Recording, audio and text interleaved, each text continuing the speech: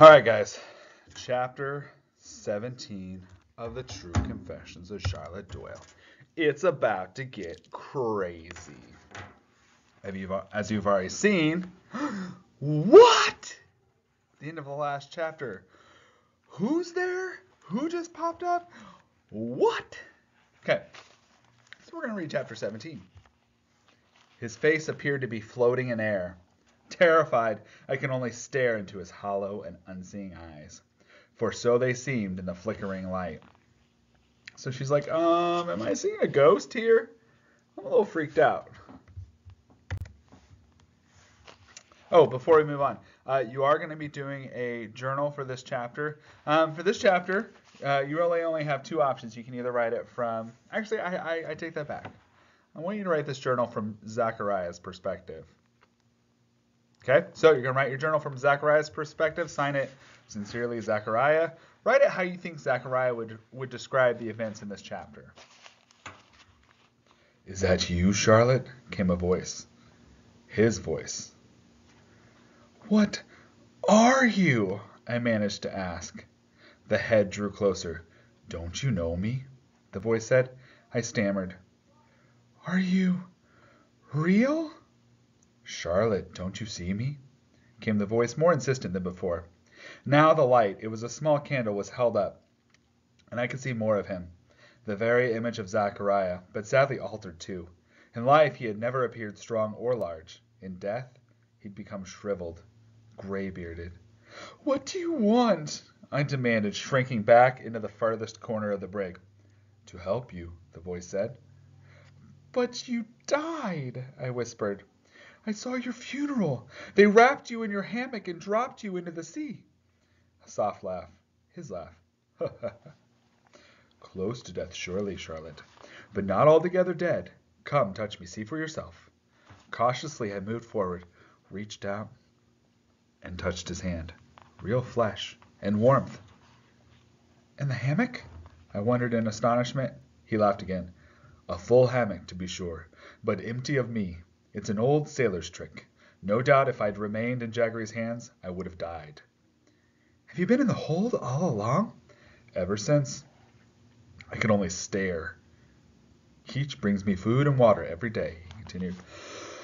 The food's not as good as I would have prepared, but enough to keep me alive. Look here, Charlotte. If poor Cranach could hide, why not Zachariah? It was Keach's notion. Why wasn't I told? It was decided not to tell you. Why? You forget, Charlotte. You have fawned upon us. That was then, Zachariah, I said, my face burning. True enough, and I have been told about you, young soul of justice. There's much to be admired. I salute you. I wanted to fill your place. He smiled. Didn't I say once how much we are alike? A prophecy. But you're not regretting I'm alive, are you? No, of course not. But if I hadn't caught sight of you during the storm, would I ever have seen you? I cannot say. The captain might have discovered you then. Why did you come up? What would be the point of staying here and perishing when I could have been of help? You saved me from falling. One shipmate helps another. But what about Captain Jaggery? I asked. Does he know you're here? Now, Charlotte, do you think if he believed me alive, he'd allow me here for even a moment? Do you? I suppose not, I admitted. There you are. That's all the proof I need that he doesn't know.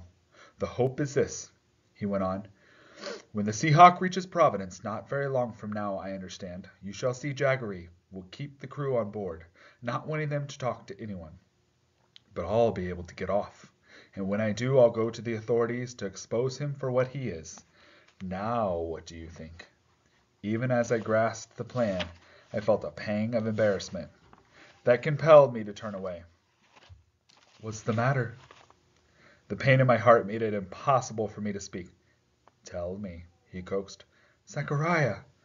What? You're a black man. That I am. But this state of Rhode Island, where we're going, it has no more slaves. He suddenly checked himself. Or am I wrong? A black man, Zachariah, a common sailor, testifying against a white officer? I didn't have the heart to finish. Ah, but Charlotte, Didn't you once tell me it was your father who's part of the company that owns the Seahawk? You did. The plan is to go to him. You'll give me a good character, won't you? And if he's like you, there's nothing to fear. A tremor of unease passed through me. I wasn't sure what to say. So Charlotte's worried that he's going to get there. And remember, we're in the 1800s, so there's still a lot of racism. There's still a lot of social class where, since he is black, his social status would not have, his word wouldn't have been taken over a sailor, not to mention the captain of a ship. So he's got this white officer against this just common sailor. And so she's worried that nobody will believe him, that all this happened. And then she's got this tremor of her knees because Zachariah's like, hey, if your dad is like you, we'll be good. But who does she keep comparing her dad to? That's right, Captain Jaggery. So, I wonder about this plan. I wasn't sure what to say. I stole a glance at him. What about Cranach? I asked. Did he die, truly? More's the pity, he said with a shake of his head and a lapse into silence. Then he looked up. Now then, he said, I have talked too much of myself. I saw Barlow bring you here and lock you in. Did you mock Jaggery again? I was taken aback. Didn't anyone tell you? Tell me what? Zachariah, Mr. Hollybross was murdered. Murdered? He cried. When? During the storm. I wasn't told. Why not? I cannot imagine. He grew thoughtful and even glanced toward the ladder. Then abruptly he turned back to me and said, But what's that to do with you? Zachariah, it's the reason I'm here. The captain has accused me. You? Again he seemed surprised. I nodded. But surely, Charlotte, you did nothing of the kind. He looked around. Or did you? No. Then there's no more to be said. I shook my head. Zachariah went on. The crew seems to side with Jaggery, to think it was me. I cannot believe that, he exclaimed. Zachariah, it's true. He gazed at me in perplexity. Now it is my turn to ask why. Now it is my turn to ask why. The murder was done with the dirk you gave me. What proof is that? Someone must have taken it from your things in the forecastle. Zachariah, when I moved to the forecastle, I left it in my cabin. Then of course you had nothing to do with it. They don't believe I left it there. Charlotte, you are not given to lies, he said. When you first saw me, Zachariah, did you think that I would ever go before the mast? No. Or climb into the rigging during a storm? Not at all. Well then, why shouldn't I have murdered Mr. Hollybross as well? I'm sure that's the way they're thinking. My words silenced him for a few moments. His face clouded, but instead of commenting, he stood up. I have a store of food and water here. I'll get some. Securing the candle to a plank, he moved into the darkness. I watched him go. Puzzled and troubled by his reaction to what I'd said, while he had appeared genuinely surprised, it seemed impossible that he hadn't been told, and indeed as he vanished into the gloom, a ghastly notion began to fill my head. Perhaps it was Zachariah who had killed Mr. Hollybross. No doubt he would have killed the captain, given the chance. As for the first mate, had Zachariah done it to strike fear into Captain Jaggery? The very idea was loathsome to me, and yet my racing mind began to construct an entire conspiracy. The crew, knowing Zachariah was alive, might have guessed, perhaps for a certainty, that he had done the crime, but would not acknowledge it. Now, with the captain accusing me, they were being asked to choose between me and Zachariah, their old comrade.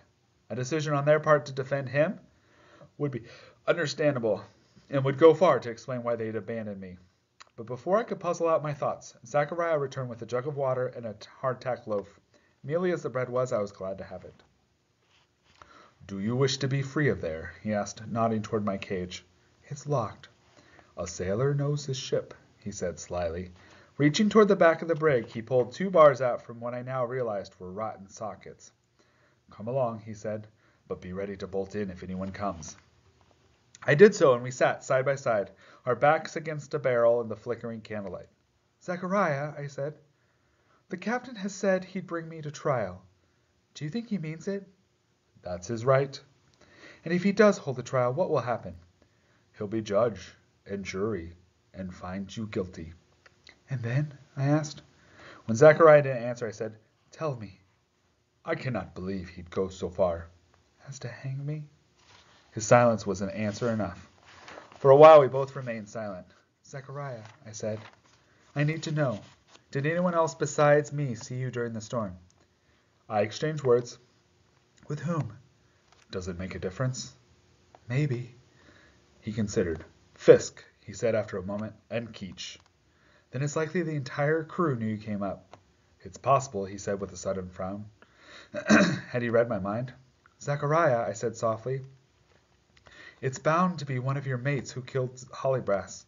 Charlotte, he said with a sigh, that's true. Every one of them might have a good reason, but look here. Once we discover who it is, we can decide what to do. I kept glancing sidelong at him, trying to read his mind, more and more convinced that it was he who was the murderer. Still, I lacked the courage to ask. So think for a minute. Do you think he did it? Do you think it was Zachariah who committed murder? Tell me all you know, he said. I related what little I could, from the discovery of Mr. Hollybrass's body to Captain Jaggery's accusation. My words made him even more thoughtful. Charlotte, he said finally, that dirk, did you tell anyone else you had it? I cast my mind back. Shortly after you gave the blade to me, I recalled, I wanted to give it back. Remember? Zachariah, when you refused to take it, I offered it to the captain. He turned around sharply. But why? I was afraid of it. And you. Still? No, but then I was. Did you tell him where you got it? I shook my head. It's not like him to let the matter go at that. He must have demanded an answer. He did. And? I made one up. Did he believe it? I thought so. What followed? He said I should keep it, place it under my mattress. And did you? Yes. Did anyone else know you had it? I thought hard. Dillingham. What about him?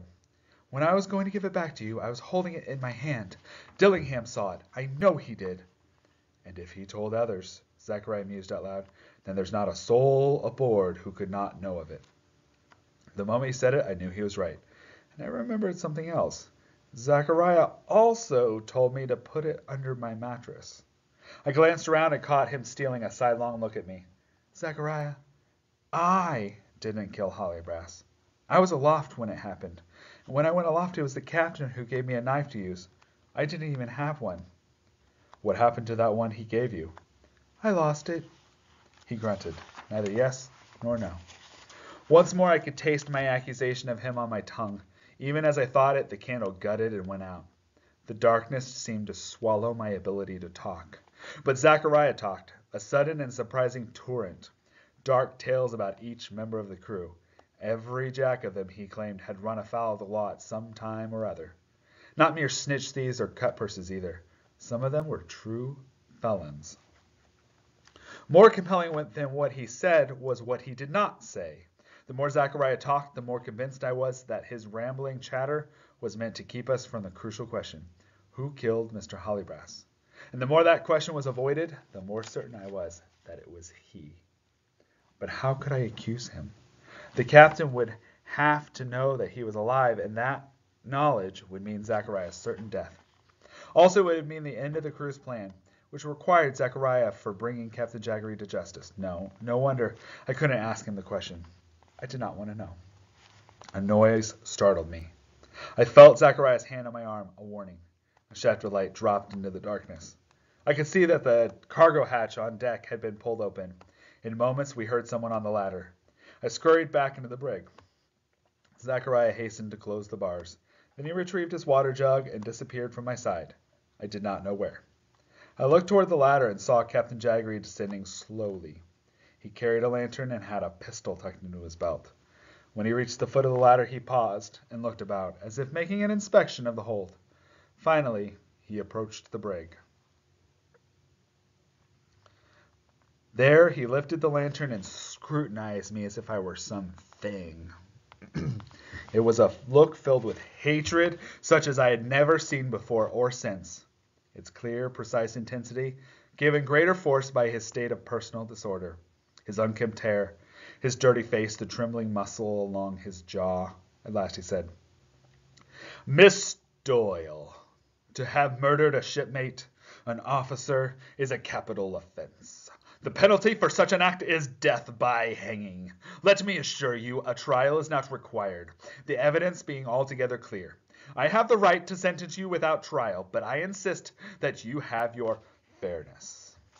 It shall not be me who judges you. I'm not such a fool as that. No, the judgment will be made by those whom you have taken as your equals, your shipmates. So saying, he undid the padlock on the brig and pulled the gate open. So be it, Miss Doyle. Your trial commences. Woo-hoo-hoo! We're getting ready for a trial. Charlotte's going to go on trial. Charlotte's going to go on trial. We'll see what happens next. That's the end of this chapter. Until next time, be awesome.